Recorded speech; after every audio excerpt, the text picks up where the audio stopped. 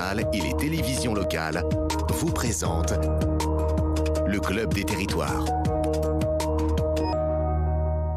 Et avec nous pour ce Club des Territoires, Catherine Morin-Desailly, bonjour. Merci d'être là, sénatrice centriste de la Seine-Maritime, conseillère régionale de Normandie. Vous présidez la commission culture et ancienne présidente de la commission de la culture et de l'éducation ici au Sénat. Merci beaucoup d'être avec nous. Malika Sorel, bonjour. Bonjour. Merci d'être là également, essayiste et ancienne membre du Collège du Haut Conseil à l'intégration.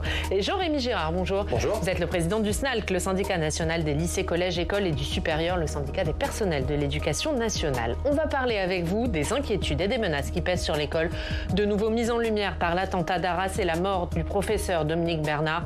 Les professeurs sont-ils aujourd'hui en danger? Sont-ils suffisamment protégés? La laïcité est-elle aujourd'hui menacée? Et la fermeté affichée de Gabriel Attal est-elle suffisante?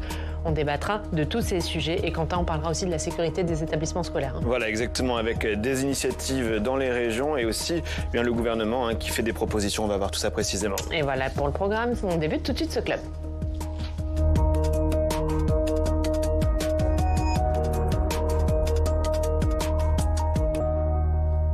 Et on commence par notre reportage à votre rencontre. Après l'attaque terroriste dans un lycée d'Arras, le débat sur la sécurité dans les établissements scolaires est relancé, notamment dans les lycées en Auvergne-Rhône-Alpes. Le président de la région, Laurent Wauquiez, en a fait une de ses priorités depuis 2016. 110 millions d'euros ont été investis. On regarde ce reportage de Jérôme Rabier. C'est un établissement flambant neuf, une vitrine aux yeux de la région Auvergne-Rhône-Alpes qui en a financé sa construction. Le lycée colonel Arnaud Beltrame à Mézieux, en banlieue lyonnaise, a ouvert ses portes en septembre avec toute la panoplie sécuritaire, dernier cri. Donc voici le premier sas de contrôle du lycée. Donc les élèves ont une carte qui leur permet de pouvoir rentrer et sortir de l'établissement. Cette carte est déjà programmée par nous-mêmes sur les entrées et sorties. Ça nous permet de connaître le nombre d'élèves qui est présent dans l'établissement, du personnel aussi, puisque chaque personnel a une carte aussi. Pour ceux qui auraient oublié leur carte, un contrôle est aussi effectué par le personnel d'éducation aux heures d'entrée et de sortie, un outil complété par la vidéosurveillance installée un peu partout dans l'établissement. On a des caméras qui circulent le sens de circulation des élèves, c'est pas à l'intérieur de l'établissement, et notamment les entrées. Donc on a des caméras qui sont placées ici pour pouvoir visionner toute la cour et notamment aussi tout le local vélo des personnels et des élèves et l'entrée des portiques et aussi l'entrée de l'accueil des personnes extérieures qui doivent se présenter pour présenter leur identité, dire avec qui ils ont rendez-vous pour qu'ils puissent rentrer dans l'établissement. L'approviseur a un accès direct à ces images depuis son bureau, mais c'est surtout à l'accueil de l'établissement qu'on coordonne cette surveillance. Aujourd'hui, vous n'avez pas eu aussi de carte, pas de souci au niveau des caméras, tout fonctionne bien. Tout fonctionne très bien. Là, vous avez le parvis qui est juste devant. Et puis, vous avez aussi, là, un peu plus loin dans la cour, les passerelles. Et puis, sur devant, vous avez le côté personnel, là aussi. Quand il y a un incident, on va regarder et on relie l'image, oui, bien sûr. Pour cette proviseure expérimentée qui a connu des lycées avec peu de sécurité, tous ces équipements sont devenus indispensables, mais il faut veiller à un équilibre. Moi, je pense que ça vise à rassurer les élèves, les familles, les enseignants, effectivement, parce qu'au vu de ce qui se passe dans l'actualité, c'est quand même rassurant de voir qu'on ne rentre pas comme dans un moulin dans un établissement public. Il ne faut pas bunkériser, sanctuariser l'école non plus, parce qu'on reste l'école et c'est quand même important de pas que ce soit pas trop anxiogène et créer une psychose aussi. Si les nouveaux lycées comme celui-ci à Mézieux disposent d'emblée de tout l'équipement, la région a aussi lancé depuis 2016 un investissement massif pour sécuriser les établissements qui ne bénéficient pas de ces portiques ou caméras de vidéosurveillance. Une priorité de l'exécutif dirigé par Laurent Wauquiez et relayée par son adjoint à la sécurité. On a 5 piliers fondamentaux pour protéger nos lycées.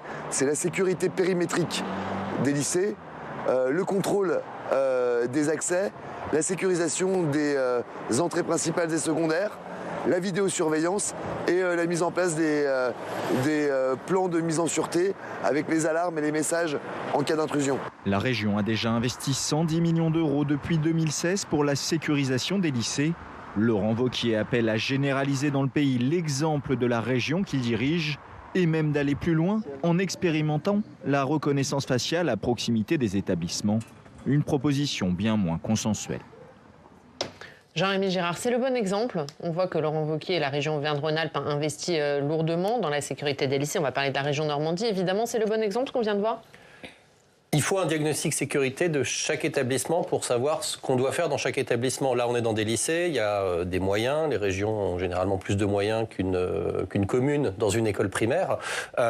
Donc, si les tourniquets, là, on a vu les tourniquets, sont une bonne solution pour un établissement, oui, ça peut être quelque chose de bien. D'ailleurs, mon chef d'établissement en demande depuis 3 ans à sa région et n'en obtient pas. Maintenant, ça ne veut pas dire qu'il y a une solution miracle pour tous les établissements. Il y a des endroits, si par exemple c'est pas assez large, où les tourniquets, ça va créer au contraire un goulet d'étranglement et des attroupements. C'est pour ça que nous, au SNALC, on demande un diagnostic sécurité de chaque établissement et école afin qu'on puisse déterminer comment on fait dans tel endroit pour qu'un individu extérieur ne puisse pas s'introduire sans être identifié et contrôlé auparavant. Catherine Morin-Desailly, vous êtes conseillère régionale de Normandie, la Normandie aussi, qui investit sur la sécurisation des lycées.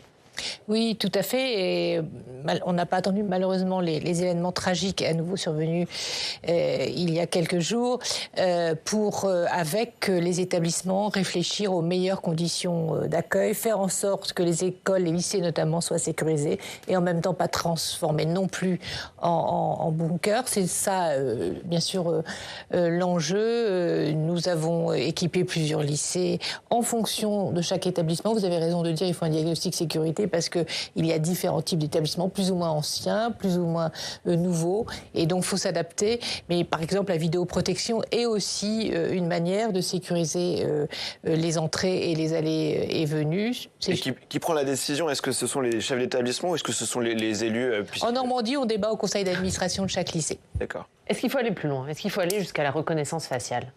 Il y a des expérimentations qui ont cours à l'heure actuelle, notamment dans l'Académie de Nice. Je pense qu'il faut observer ce qu'elles vont donner. Elles se font, je tiens à le dire, sous le contrôle de la CNIL. C'est extrêmement important aussi qu'il y ait un respect dû à la vie privée, mais ne généralisons pas avant d'avoir expérimenté de façon extrêmement précise. Oui, Malika Sorel, il est dur à trouver cet équilibre entre, en même temps, évidemment, sécuriser les écoles, sécuriser les élèves et les enseignants, et ne pas transformer l'école en bunker, comme le disait Catherine. C'est un bunker, ce qu'on a vu. Excusez-moi, j'ai le cœur brisé quand je vois ça. C'est-à-dire que pour moi, ça, ce n'est plus ma douce France, celle que je voulais retrouver lorsque je suis revenue vivre en France, parce que je suis née en France, j'y ai grandi, puis je suis partie étudier en Algérie. C'est un bunker, excusez-moi, mais un élève qui rentre, j'ai eu l'impression, je me suis dit, il manque plus que les tapis, puis on enlève les ceintures à l'aéroport, vous voyez, là, on ouvre tous les sacs. Donc non, là, on réagit en aval, et je veux saluer la mémoire d'Arnaud Beltrame. J'ai vu que l'établissement s'appelle Arnaud Beltrame, donc j'avais rencontré sa mère, c'est déchirant de voir son nom comme ça. On agit en aval, là, excusez-moi. C'est-à-dire qu'il y a un problème, et on se dit, sécurité partout, mais il faut réfléchir aux causes. Qu'est-ce qui nous a amené à cela? Parce qu'il y a des moyens colossaux qui vont être investis dans une époque où la France a dégringolé, nous sommes derniers en mathématiques, TIMSS, et donc il y a des moyens considérables à mettre à ce niveau-là, que ce soit pour l'apprentissage des élèves, pour la condition matérielle des enseignants, et donc on va dépenser des fortunes pour la question sécurité, et je vais attirer votre attention sur un point, c'est que c'était un ancien élève du lycée. D'abord, l'assassinat s'est passé en dehors de l'établissement. Donc déjà, ça ne répond pas au drame que nous venons de vivre, au drame que sa famille vit, parce qu'on dit « nous sommes tous un tel ». Non, non, non, c'est lui qui est mort, c'est sa famille qui aujourd'hui souffre. Donc le « nous sommes tous un tel » est un peu léger. Et donc ça ne répond pas à ça. Et autre chose, moi j'ai des enfants. S'ils avaient voulu, en quittant leur lycée, revenir même 2 ans après, on les aurait laissés rentrer. Ils auraient dit « Bonjour, je veux voir mon prof, est-ce que je peux rentrer ?» Ils rentrent. Donc c'est pas possible. J'ai vu un chef d'établissement dire également « Excusez-moi, mais aux heures de grande entrée, et vous en avez parlé, on ne peut pas faire un goulot d'étranglement et chaque élève qui passe ça. Et la reconnaissance faciale, Excusez-moi, je ne suis pas sûre de... Non, je pense que ça ne répondra pas à la question, parce que d'abord, le drame s'est passé en dehors, et puis que de toute façon, un élève qui rentre avec un couteau, il le produira à l'intérieur. Madame a raison, sur le fond, quand on est élu en responsabilité, malgré tout, il faut qu'on réponde de manière conjoncturelle à des situations... Sur les causes. Attendez, je termine, madame. Bien sûr. Il faut qu'on puisse répondre concrètement aux parents qui s'inquiètent, aux enseignants, bref, à la communauté éducative, et qu'on protège les enfants. Mais ça ne résout rien, je suis tout à fait d'accord avec vous, et qu'il faut réfléchir aux causes plus fondamentales. Pourquoi l'école, aujourd'hui, qui doit être un sanctuaire, qui doit être respecté en tant que tel, pourquoi elle est l'objet désormais d'attaques répétées, et notamment ses enseignants? Et on va en parler, mais Quentin, pour finir sur la sécurité des établissements scolaires, puisqu'après l'attaque d'Arras, Malika Sorel le rappelait, c'est un des tout premiers éléments, tout premier sujet dont l'exécutif s'est saisi avec les collectivités. Voilà, les collectivités locales qui sont au cœur de cette discussion, on l'a bien compris, on l'a compris aussi dans le reportage de Jérôme, ce sont les régions qui ont la compétence des lycées, on le rappelle, et les départements qui gèrent les collèges, mais plus généralement, Gabriel Attal a réuni toutes les collectivités locales, c'était mercredi dernier. Il y avait toutes les associations d'élus autour de la table, régions, départements, mais aussi les maires de France, les petites villes. Et à la clé, ce communiqué que je voulais vous montrer, sans annonce concrète, mais cette phrase, l'objectif est clair, il est partagé par tous, agir dans le cadre de nos compétences respectives pour la sécurité de nos établissements et donc de nos élèves et de la communauté éducative. Les mots importants, c'est bien sûr dans nos compétences respectives.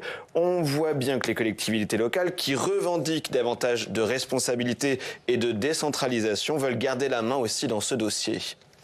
Et on l'a vu, il y a une relance. Oui. Donc pas d'annonce. Oui. La deuxième fois. Si, donc pas d'annonce. C'est ça, donc pas d'annonce concrète pour ce qui est de la réunion de la semaine dernière. Effectivement, Oriane, le communiqué qui mentionne une future rencontre pour avancer. Et il faudra attendre après les vacances scolaires qui ont commencé vendredi dernier. Les changements pourraient donc intervenir à la rentrée du 6 novembre. Il faut donc attendre pour voir aussi comment chaque collectivité avance dans le dossier. Chaque collectivité, car on voit qu'au sein d'une même famille politique, on ne propose pas les mêmes choses. On avait parlé de l'exemple de Laurent Wauquiez en Auvergne-Rhône-Alpes, avec donc ces logiciels de reconnaissance faciale qu'il veut développer autour des lycées. Il s'agit pour lui, je cite, de détecter les individus suivis pour radicalisation terroriste. On l'a vu dans cet article de La Montagne. Mais regardez, approche différente pour Valérie Pécresse en Ile-de-France, qui elle dit que rien ne remplace la présence humaine. C'est ce qu'elle avait dit dans le Parisien. À propos de ce travail en parallèle entre l'État et les collectivités locales, écoutez le ministre de l'Éducation nationale, c'était sur BFM TV avant-hier. Il faut le cadre national, et ça je viens de vous le rappeler, et ce cadre national c'est on ne doit pas pouvoir pénétrer dans un établissement scolaire quand on n'a rien à y faire, et si quelqu'un cherche à y pénétrer ou malheureusement réussit à y pénétrer, il faut que tout de suite les élèves puissent être confinés et protégés et que les forces de sécurité arrivent au plus vite. Une fois qu'on a dit ça, territoire par territoire, les élus qui sont responsables de la sécurité de ces bâtiments mettent en place les mesures appropriées. Je les ai réunis cette semaine. Ils sont particulièrement mobilisés sur ce sujet. Je vais leur partager les données de l'enquête que j'ai diligentée et j'aurai les données demain pour qu'ils puissent savoir précisément ce qu'il y a à conduire en matière de mise au niveau dans leurs établissements pour qu'on puisse avancer. Madame Morin-Desailly, c'est ça qui se joue, c'est chaque région en fait qui va avoir ses bouquets de mesures, c'est bien ça? Oui, selon aussi la particularité des établissements. C'est ce que nous évoquions tout à l'heure. Il est important de regarder la configuration aussi de chaque établissement. Je voudrais insister sur les moyens humains, parce qu'on a parlé beaucoup d'équipements, de reconnaissance faciale, de portiques, mais il convient aussi d'avoir les personnes en présence aussi ad hoc à l'entrée des lycées, tout simplement, parce que d'abord, c'est aussi l'accueil des enfants, tout simplement, et des familles le matin. Et en même temps, je crois que c'est une présence qui est efficace et rassurante. Donc l'éducation nationale, elle est chargée de mettre à disposition les moyens. Et ça, on attend parfois les moyens. Oui, qu'est-ce que vous attendez, vous, Jean-Rémy Gérard, de ce qui va sortir de ces discussions? Gabriel Attal dit qu'il n'a aucun tabou. Très bien, nous on attend de voir ce que ça donne surtout, mais la difficulté qu'on a sur cette question, et on est bien d'accord que la question de la sécurisation des établissements, c'est pas l'alpha et l'oméga de ce qui se passe à l'école, et c'est pas non plus l'alpha et l'oméga de la lutte contre le terrorisme. Néanmoins, la difficulté qu'on a, c'est qu'en fait, comme les compétences sont déconcentrées, que c'est chaque collectivité locale qui s'occupe de chaque niveau, on a des réponses qui sont parfois d'affichage, qui sont parfois parfois, contrairement peut-être à ce qui se passe dans votre région d'ailleurs, qui sont parfois non concertés du tout avec les personnels qui connaissent les établissements et qui savent ce dont ils ont besoin. C'est formidable de mettre des caméras de sécurité s'il n'y a personne pour les regarder. Et on parlait de la présence humaine, ça ne sert strictement à rien. C'est pour ça qu'on doit écouter les personnels de l'éducation nationale, qui sont ceux qui connaissent le mieux leur établissement, ainsi que les agents de la région qui travaillent, ou les agents du département qui travaillent à l'intérieur des établissements, pour pouvoir trouver effectivement le fonctionnement adapté et ne pas lancer, dès qu'il se passe quelque chose, des mesures, j'allais dire politico-politiciennes. Là, on va mettre des maîtres-chiens, des portiques de détection de métaux, enfin... Ça n'a aucun sens. Moi, je ne sais pas à quoi sert un maître-chien devant un lycée, par exemple. Donc peut-être qu'il faudrait effectivement avoir cette concertation pour avoir à un moment quand même une cohérence dans les réponses et effectivement les financements nécessaires. Par exemple, on sait que les écoles primaires, les écoles maternelles, il n'y a pas forcément beaucoup d'argent au niveau de la mairie à mettre dedans. Malika Sorel, vous le disiez, évidemment, il faut parler de la sécurité, mais il faut aussi s'attaquer aux causes. On l'a vu avec l'attaque d'Arras, que les professeurs étaient une nouvelle fois des cibles et qu'ils sont aujourd'hui une cible du terrorisme. La sœur de Samuel Paty, elle était devant les sénateurs la semaine dernière et elle a dit que si la mort de son frère avait servi à quelque chose, Dominique Bernard, le professeur d'Arras, ne serait pas mort. Vous le pensez aussi? Absolument, elle a tout à fait raison, tout à fait. Je voudrais seulement dire un point avant de répondre à votre question, avant de réagir à ce que vous venez de dire, qui est très fort, et de ce qu'a dit la sœur de Samuel Paty, c'est que la présidente de la région Île-de-France dit qu'il faut de la présence humaine. Excusez-moi, mais a-t-on vu les mêmes images, les mêmes vidéos? Il y a des enseignants, un agent aussi, qui a essayé d'arrêter le terroriste. Il y en a qui se sont fait poignarder, donc il y avait de la présence humaine. Il avait été convoqué par l'antiterrorisme la veille. Donc il faut qu'on arrête de se voiler la face. Il y avait de la présence humaine, nous sommes face à un problème extrêmement compliqué. Moi, j'ai déjà échangé... Face, du coup mais tout le monde politique se voile la face, dans les médias, un peu partout, dans la société, pendant très longtemps, on s'est voilé la face. Je vous donne un exemple, donc arrêtons de dire il suffit une présence humaine. Que voulez-vous qu'un enseignant ou un contrôleur à l'entrée du collège ou lycée fasse à quelqu'un qui vient, qui est déterminé, qui avait un couteau? On a vu la succession, le professeur de philo à qui il pose la question et il dit « Vous êtes prof d'histoire géo ?» Il dit non. Et du coup, il l'épargne. Et en réalité, ceux qui ont été poignardés, et ça, ceux qui travaillent dans ces sujets doivent bien écouter ce que je vais dire, ceux qui ont été poignardés ou qu'il a voulu poignarder sont ceux qui ont tenté de s'opposer à lui. Tous ceux qui ont fait ça, qui sont reculés, il ne les a pas attaqués. Je ferme la parenthèse. En 2012, dans un rapport du Haut Conseil à l'intégration, nous parlions déjà de l'abaya. Qu'est-ce qui s'est fait depuis? Et nous disions, certains chefs d'établissement s'interrogent sur le fait que ce soit une tenue religieuse ou pas. Et nous disions, il ne fait pourtant aucun doute que c'est une tenue religieuse et que ça tombe sous l'application de la loi 2004 et qu'il s'agit d'interdire ce vêtement religieux parce que c'est un instrument de prosélytisme, ça exerce une pression sur les autres filles qui ne se voilent pas. C'est une manière également de mettre la République par terre. Il a redit dimanche qu'il n'y avait plus de problème d'abaya dans les écoles. 2012, 2023, qu'ont fait les autres ministres? Rendez-vous compte le temps que nous avons perdu, c'est-à-dire qu'à chaque fois, nous avons renvoyé un signal de faiblesse. Nous avons eu des débats sans fin sur l'accompagnement des mères voilées. Ségolène Royal, lorsqu'elle était ministre, avait dicté une circulaire. Elle avait bien dit « c'est interdit ». Et d'ailleurs, elle avait donné des arguments pourquoi. Parce que le personnel qui accompagne est protégé par les assurances liées à l'éducation nationale. Et donc, dans ce moment-là, ils sont assimilés à du personnel d'éducation. Et donc, loi 2004, pourquoi avons-nous tergiversé autant? Je termine juste sur un point. Après 4 c'est important, absolument. C'est le fait qu'il faut être cohérent. Le 4 septembre, lorsque Gabriel Attal a le courage, et je le salue, de dire « stop, laïcité, l'école doit redevenir un sanctuaire, nous avons perdu beaucoup de temps ». Qu'est-ce qui se passe le même jour, le 4 septembre? Vous avez la secrétaire d'État, Sabrina Agresti-Roubache, qui dit, alors que Gabriel Attal vient de dire « abaya interdit », elle passe à la télé, c'est sur TF1, et elle dit « la loi est dure, mais c'est la loi ». Alors je vais vous dire comment c'est traduit par des adolescents, surtout lorsqu'ils sont musulmans. La loi est dure. C'est traduit, la loi est injuste. Et donc ça crée des sentiments de violence. Et elle continue, et je termine avec ça, et elle dit « moi, je suis une femme musulmane ». Comment est-ce qu'un membre du gouvernement peut se permettre de dire « je suis musulman, je suis un tel » et elle dit « et je suis pudique ». Et en islam, En langue arabe, dans les sociétés, lorsqu'une femme sort non voilée, non couverte, on dit qu'elle est nue, c'est-à-dire qu'elle est indécente. Et donc ça, c'est décrypté. Et donc il y a déjà une incohérence au sein du gouvernement avec un ministre qui défend la République et une autre ministre qui met en défaut la République et qui la met en délicatesse.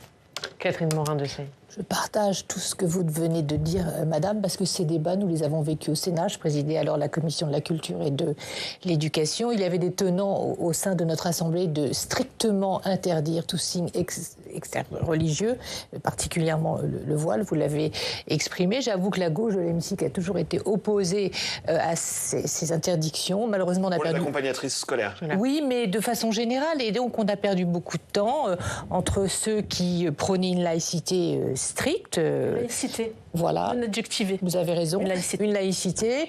Et d'autres qui, sous couvert de respect des cultures, des identités de certaines communautés, ont été faibles et ont laissé croire que l'on pouvait venir à l'école ainsi. Donc moi, je me réjouis de la décision de Gabriel Attal qui conforte les initiatives parlementaires qui ont eu lieu, vous le savez, ici au Sénat.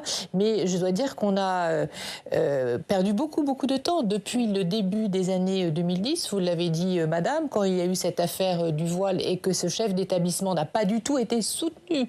Et moi, j'ai rencontré un nombre de chefs d'établissement que nous avons auditionnés qui, à défaut d'instructions claires, nettes et précises, laissaient alors à libre administration la gestion de ces situations locales, se sont trouvés extrêmement démunis. Or, la règle, la loi de la République, elle est la même pour tous et vous avez raison de le souligner. Le vrai sujet, c'est quand même l'islamisme, pardonnez-moi, qu'il faut combattre avec ténacité. C'est bien au-delà de l'école que le combat se situe. Je crois que c'est un combat de civilisation. Nos sociétés occidentales, aujourd'hui, dans leur modèle, qui sont le modèle de l'héritage des Lumières, eh bien, sont comment dirais-je, combattues par un obscurantisme et des fanatiques forcenés qui en veulent à notre modèle de civilisation, dans le cadre duquel la liberté peut-être dépasse les transcendances religieuses. Ouais. Jean-Rémy Gérard, est-ce qu'aujourd'hui, la laïcité recule à l'école ? C'est pas forcément facile de faire comprendre à beaucoup de nos élèves ce qu'est la laïcité telle qu'elle est définie dans la République française, parce que l'école n'est pas la seule autorité reconnue par nos élèves, et n'est parfois pas reconnue comme une autorité, j'allais dire comme une autorité philosophique, comme une autorité intellectuelle, parce que dans certains cas, ça peut être effectivement l'autorité familiale, ça peut être d'autres sources, que ce soit religieuses, que ce soit les vidéos consommées à grand rythme, parfois aussi par certains de nos élèves. Et du coup, même si, j'aimerais quand même le dire, le travail éducatif qu'on fait, il est absolument indispensable. Et l'école française va mal. Enfin, si elle n'existait pas, ça irait encore beaucoup plus mal dans la société. Et on est d'accord qu'il faut essayer de sauver notre école, parce que là, aujourd'hui, on n'arrive plus à recruter d'enseignants. On est dans une grande difficulté. Néanmoins, voilà, il y a des situations dans lesquelles on pourrait toujours faire 7 heures par jour d'enseignement moral et civique, on ne déradicalisera pas certains de nos élèves. Et c'est pour ça qu'il y a un travail qui est mené, j'espère qu'il va aller au bout, au niveau de l'éducation nationale avec le ministère de l'Intérieur et on espère aussi le ministère de la Justice, pour essayer de trouver des réponses interministérielles cohérentes et collectives, qu'il y ait de l'information qui circule, qu'à un moment, s'il y a un de nos élèves qu'on voit quand même toute la semaine, s'il y a un de nos élèves qui est potentiellement dangereux, il y a un moment, on est des fonctionnaires, ce serait important de nous le signaler. Mais vous dites, on espère que ça ira jusqu'au bout. Ça veut dire que vous en doutez, parce que Gabriel Attal, il a l'air très ferme sur ces sujets. D'ailleurs, il a dit que les 183 élèves qui avaient proféré des menaces graves pendant la minute d'hommage à Samuel Paty et à Dominique Bernard ne feraient pas leur rentrée le 6 novembre prochain. Alors, c'est pas douter ou pas douter. Nous, on est un syndicat de l'éducation nationale, on protège les personnels, nous, on juge aux résultats. Donc, ils ne sont pas encore là. C'est normal qu'ils ne soient pas encore là. On va pas créer tout un système entre 3 ministères d'un claquement de doigts. Et on est d'accord qu'on aurait peut-être dû le faire avant. Il y a eu Samuel Paty il y a 3 ans. Et c'est ça. Et ça, c'est un point très important parce que nous, ce que l'on entend de la part de nos collègues, c'est « mais du coup, il s'est passé quoi depuis 3 ans ?» Eh bien, il s'est passé pas grand-chose, il s'est passé quelques caméras de sécurité, quelques portiques. Et donc voilà. Ça n'a servi à rien. Et alors, il ne s'agit pas de dire que ça n'a servi. Une fois encore, on ne peut pas juger d'une politique globale sur un cas individuel, et je suis entièrement d'accord que notre collègue n'aurait probablement pas été sauvé par une caméra de sécurité. On est bien d'accord. Maintenant, entre l'état d'un certain nombre d'établissements aujourd'hui où on peut rentrer absolument comme dans un moulin, et le risque zéro qui n'existera pas, je crois qu'il y a quand même des grosses marges de progression. Quentin, sur la laïcité, sur l'autocensure notamment. Oui, on avait vu ce sondage de l'IFOP qui signalait que voilà, un enseignant sur 2 s'auto-censurait, n'évoquait pas certains sujets du programme. Et dans ce sens, on a vu Gabriel Attal faire plusieurs annonces lors de la séance des questions d'actualité au gouvernement. C'était mercredi dernier au Sénat. Au-delà de la sécurisation des établissements, au-delà aussi de tous ces élèves qui n'avaient pas respecté l'hommage, il a annoncé d'autres choses, comme par exemple une formation pour tous les personnels de l'éducation nationale à la laïcité d'ici 2027. Il parle d'1 million de personnes à former d'ici 2027 de mémoire. Il parle aussi de refondre le programme de l'éducation civique complètement. Et enfin, j'avais retenu une 3e annonce qu'il avait faite lors de cette séance mercredi dernier. C'était d'aller vers une généralisation du SNU. Il voit ça aussi comme une des solutions à la crise actuelle. En tout cas, ce sont les pistes que lui... Service national universel. Oui, service national universel de SNU. Ça ne répondra pas à la question. Je suis désolée. Ce sont les pistes, mais est-ce que par exemple la formation à la laïcité pour les personnels d'ici 2027, à l'ensemble des personnels? Mais moi, je crois que ça doit faire 10 fois qu'on me promet une formation à la laïcité. À chaque fois qu'il y a un drame, à chaque fois qu'il se passe quelque chose dans l'actualité, on nous dit qu'on va avoir une formation à la laïcité. Moi, je suis enseignant depuis 2004. Je n'ai jamais reçu une formation à la laïcité. Moi non plus, j'enseignais 20 ans, jamais. Alors, ça se fait. Il y a des académies, parce que là aussi, c'est déconcentré, l'éducation nationale, sur beaucoup d'aspects. Je sais que ma responsable valeurs et principes de la République au SNALC, à Nancy-Metz, elle signale qu'il y a un travail de formation sur la laïcité qui se fait. Et qui dans son académie. Voilà. Moi, je suis dans l'académie de Versailles. Pourtant, l'académie de Versailles, je crois que c'est pas l'académie où ça se passe le mieux. Je n'ai jamais reçu ça. La plupart de mes collègues n'ont jamais eu de formation à la laïcité. Morin de Sailly, après Malika Sorel, allez-y. Ça renvoie en réalité aux conditions d'exercice du métier d'enseignant et se poser les bonnes questions. Comment revaloriser ce très beau métier, le plus beau du monde en réalité, et donner aux enseignants, pardonnez-moi l'expression, toutes les armes nécessaires pour faire classe dans de bonnes conditions, sereine, et ça c'est important. La formation initiale et continue est un vrai sujet, elle est très déficiente, on l'a dit maintes et maintes fois, notamment dans cet hémicycle. Malika Sorel. Les enseignants ont eu une formation, c'est-à-dire qu'ils ont fait des études. Ils peuvent même parfaitement par eux-mêmes savoir ce que c'est que la laïcité. Je pense que penser que parce qu'on va donner une formation aux enseignants, je ne dis pas qu'il ne faut pas le faire. Si des enseignants disent « moi j'ai besoin », ou on a vu des enquêtes où des enseignants disaient « moi ça ne me dérange pas que les personnes viennent avec leur signe religieux à l'école », c'est-à-dire que les enseignants, une partie, ne veulent même pas eux-mêmes appliquer la loi de la République. Donc là où il y a un travail à faire. Donc il y a eu de la faiblesse de la part du corps enseignant. Il y a de la faiblesse de la part du corps enseignant. Absolument, mais bien entendu. Lorsque j'étais au Conseil d'intégration, lorsque j'étais au Conseil d'intégration, nous avions auditionné que ce soit les syndicats d'enseignants, syndicats de parents d'élèves, et à l'époque, c'était l'accommodement déraisonnable. C'était à chaque fois, non mais ça c'est pas grave, ça c'est pas grave. On avait beau dire, non mais attendez, ça, la République c'est ça, si vous ne faites pas respecter, demain ça sera autre chose. Je ferme la parenthèse. Donc bien entendu qu'il y a également une responsabilité et donc un rôle à jouer par les enseignants. Maintenant, nous n'avons pas à demander aux enseignants qui ont déjà un programme très chargé à transmettre, parce qu'il ne faut pas non plus oublier que la France, c'est aussi l'économie, c'est-à-dire qu'il faut transmettre des savoirs pour que demain, nous puissions avoir des ingénieurs, etc. On ne peut pas demander aux enseignants de passer, je ne sais pas combien de dizaines d'heures, l'enseignement moral et civique, tout en sachant, ils peuvent très bien dire aussi aux élèves qui ne comprennent pas la laïcité, ils comprennent très bien, je peux vous dire. Ils sont très intelligents. Ceux qui ont auditionné le terroriste qui a assassiné Dominique Bernard ont dit qu'il est très intelligent. Donc ils comprennent. Et ce n'est pas pour rien qu'ils attaquent la laïcité. Donc il faut dire, c'est comme ça. Mais ils n'ont pas la même vision. Oui, mais ils la partageront pas. Ils ne la partageront pas nécessairement. Ce qu'il faut, c'est dire, ici, c'est comme ça. Et ne pas laisser le corps enseignant s'épuiser à essayer de convaincre. Parce que là, vous rentrez dans de bras de fer, dont les enseignants ne sortiront pas gagnants. Il y a autre chose à faire qui est très important. C'est le fait d'abord de réaliser qu'un certain nombre d'erreurs ont été commises, qu'il fallait mettre l'accent sur la langue française, Tahar Ben Jelloun avait bien dit que dans les années 70, lorsque le roi du Maroc a voulu empêcher, ce sont les termes de Tahar Ben Jelloun, empêcher les Marocains de réfléchir, il a arabisé. Qu'ont fait certains ministres? Ils ont introduit la langue arabe au lieu de renforcer l'enseignement du français. Donc il y a ça, de rappeler la laïcité, ici, c'est pas de signe religieux. Il n'y a pas plus compliqué que ça, regardez, ça prend quelques minutes, et c'est tout, et vous respectez. Et la chose la plus importante, et si j'ai un message à faire passer à Gabriel Attal, c'est que ce n'est pas la formation des enseignants qui est importante, c'est le fait de cibler les parents. Parce qu'il y a déjà des études, et j'en ai toujours parlé dans mes livres, de chercheurs qui avaient mis en évidence, et je peux confirmer que c'est vrai ce qu'ils avaient écrit, qu'il y a une obligation d'obéissance des enfants envers leurs parents. Et lorsque les enfants arrivent à l'école et testent et même essaient de démonter la République, et Bentolila en avait parlé dans le rapport qu'il avait remis à Xavier Darcos. Lorsque Xavier Darcos était ministre de l'Éducation nationale, il a pris le rapport Darcos, il l'a jeté à la poubelle, c'était en 2009, il aurait dû s'en occuper.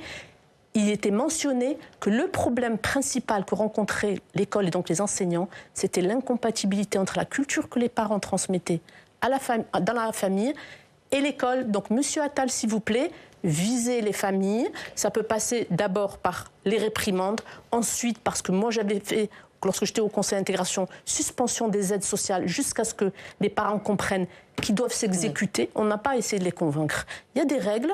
Comme lorsque dans une famille, un parent dit à son enfant, c'est comme ça, tu dois te coucher à telle heure parce que l'enseignant demain a besoin que tu sois présent et attentif.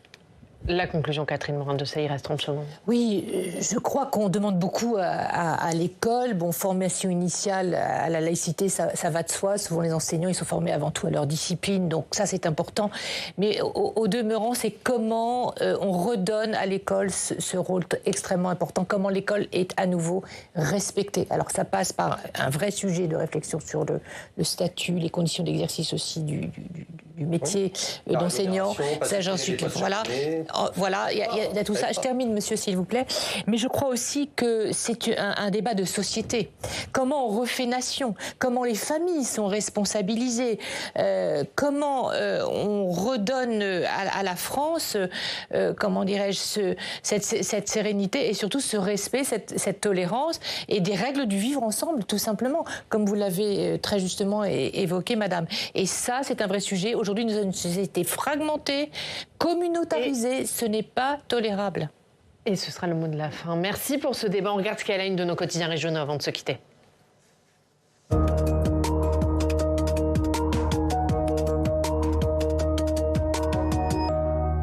Quentin, on commence avec la visite d'Emmanuel Macron en Israël. Voilà, tout à fait. C'est à lire notamment dans le Dauphiné libéré ou encore Ouest France, journal de Grenoble par exemple, qui se demande si cette visite ne relève pas d'une mission impossible entre la libération des otages, la lutte contre l'extension du conflit ou encore l'aide envoyée à Gaza. Les enjeux de cette visite s'annoncent compliqués. Bruno Le Maire donne une interview au Télégramme. Voilà, dans le journal breton pour évoquer notamment le potentiel économique de la région. Le ministre de l'économie est en déplacement à Quimper aujourd'hui. L'occasion aussi d'évoquer le dossier des pêcheurs, un sujet d'importance effectivement en Bretagne puisque la filière s'inquiète de la fin des aides au carburant au début du mois de décembre, mais le ministre explique dans l'interview être en train de négocier avec la Commission européenne. La presse revient aussi sur les dangers de certains médicaments anti-rhume. Oui, ce sont des médicaments très connus. Si je vous dis Dolirum ou Actifed Rhume, on les voit à la une de la Dépêche ou encore Var Matin, car l'Agence nationale de sécurité des médicaments, vous l'avez sans doute vu hier, appelle à ne plus les utiliser. C'est lié à des risques d'accidents cardiovasculaires. Ces médicaments sont pourtant disponibles sans ordonnance, mais ils font l'objet de critiques depuis plusieurs années, raconte ainsi Var Matin dans ses pages intérieures. L'agence française qui a demandé à son homologue européenne de réévaluer l'intérêt de ces traitements, puisque c'est au niveau de l'Europe que ça se décide. Très rapidement, Quentin, les vendanges. Oui, on termine avec le courrier de l'Ouest à Angers, puisque c'est une très belle récolte. Je voulais finir sur un ton un peu plus léger, mais cette année, la récolte s'annonce très belle. Voilà, et puis c'est à lire aux gens de l'Ouest. Voilà. Merci Quentin. Un mot sur votre livre, Malika Sorel. Mon dernier ouvrage, oui. Son titre, c'est Les dindons de la farce. C'est-à-dire que les dindons de la farce sont les Français de souche culturelle européenne et tous ceux comme moi, il y en a d'autres, qui ont fait le choix de l'assimilation, donc le choix de la France comme patrie de cœur et d'esprit et qui se retrouvent aujourd'hui être les dindons de la farce. Merci Malika Sorel, merci Jean-Rémy Girard, merci Catherine Morin-Desailly d'avoir été avec nous pour ce débat, merci Quentin, merci à tous de nous avoir suivis. Prochain rendez-vous à 18h, Sens Public, Thomas Hugues et nous on se retrouve demain. Très bonne journée.